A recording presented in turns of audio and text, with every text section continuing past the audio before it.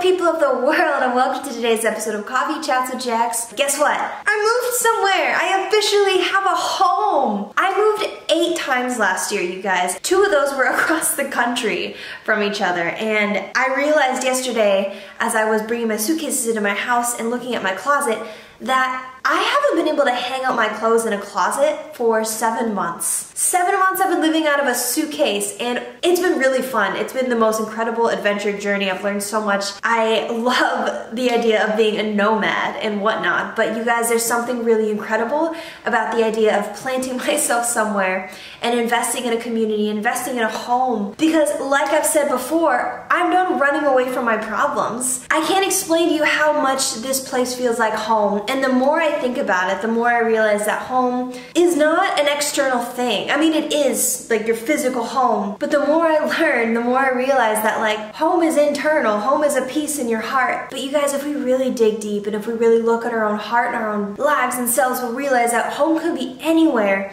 if we're at peace with ourselves. And that's this huge thing that I'm learning, and it's this like revelational thing, to me at least. I'm not sure if you already like knew that, but this is news to me because I've been running around trying to find somewhere to be and find somewhere to be planted and looking for home. And last night, as I was in LA sitting next to like my best friends ever, in the same church that I sat in where my life was changed, watching Judah Smith preach at City Church, which is now called Church Home, but I felt this peace in my heart. And during worship, I felt like I saw Jesus put his hand on my heart and tell me home. I know that technically I'm in a new home, and technically I'm back to where I originally felt like was home, but I feel like it meant something more than that. I feel like it was deeper than that. Not only am I living in a place that I'm comfortable in, not only am I transitioning back to where I'm like, I believe I'm meant to be, where half the people I told I was moving here already knew I was moving here because they're like, of course you're moving to LA. We heard the way that you talked about LA when you lived in Nashville or even Boston, I think. Like, I left this place almost 2 years ago, and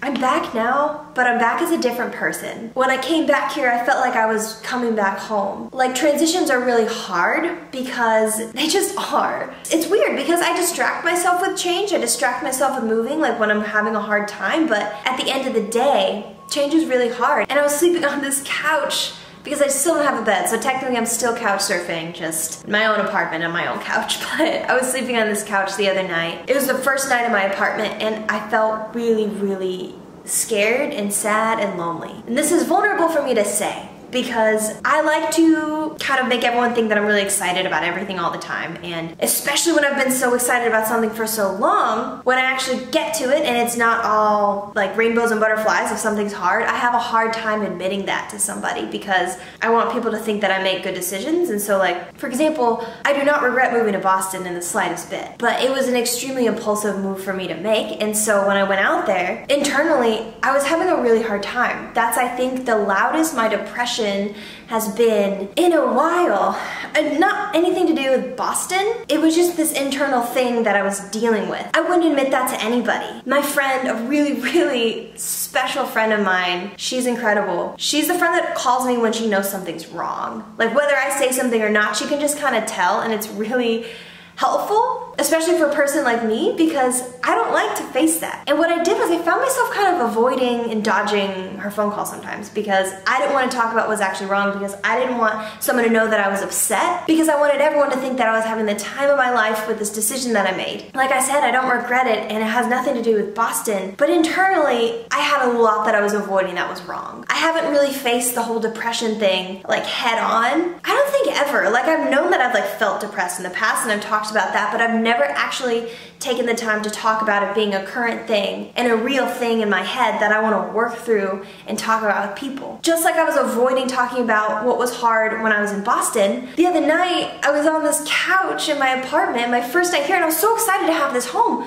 But it was like lonely and scary, and like everything in me was like, ugh. This is my first time sleeping alone in a place since I left Boston. But the difference is, when I was here, I reached out to someone and talked about what was going on. I've been doing this new thing where when something hard is happening to me internally, whether it makes sense or not, I reach out and talk to a friend about it. And I don't wait till after the fact. I don't like avoid it because I'm scared someone's gonna think I'm crazy or I'm too much. I get scared to let people see that sometimes because I get scared that I am too much. And if I'm scared that I'm too much and I don't bring things to the table, other people are gonna be scared that they're too much and they're not gonna bring things to the table either. With these videos, like, what I wanna do is I wanna show you that you're not too much. I want to be too much, like seemingly, before you think that you're too much. If that makes any sense at all. I'm excited to be here in this home. I'm excited to do the work and to stop running away from myself. Because I think a big reason I wasn't feeling at home for the past, I don't know how long, is because I wasn't feeling at peace and at home in my own skin and my own body. And that's something that I'm gonna work on now.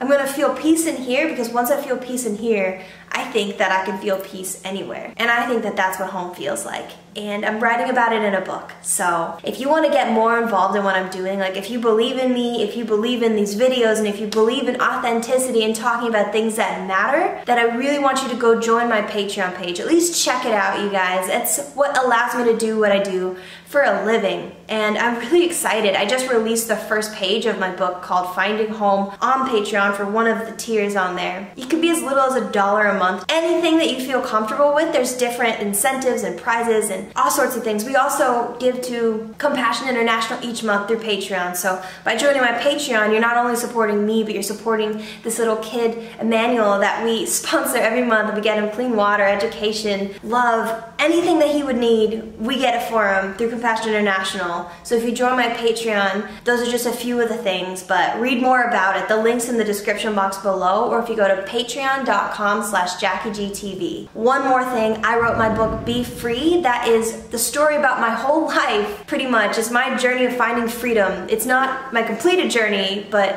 it's just my process with it. And if you like these videos, and if you believe in the messages that I'm sharing, and you want to learn more about me as a person, then go buy my book and give that a read. Link is also in the description box below, or you can just search Be Free on Amazon and it'll pop up. Thank you for watching this video. Thanks for being a part of my journey. I love you guys, and I will talk to you next week.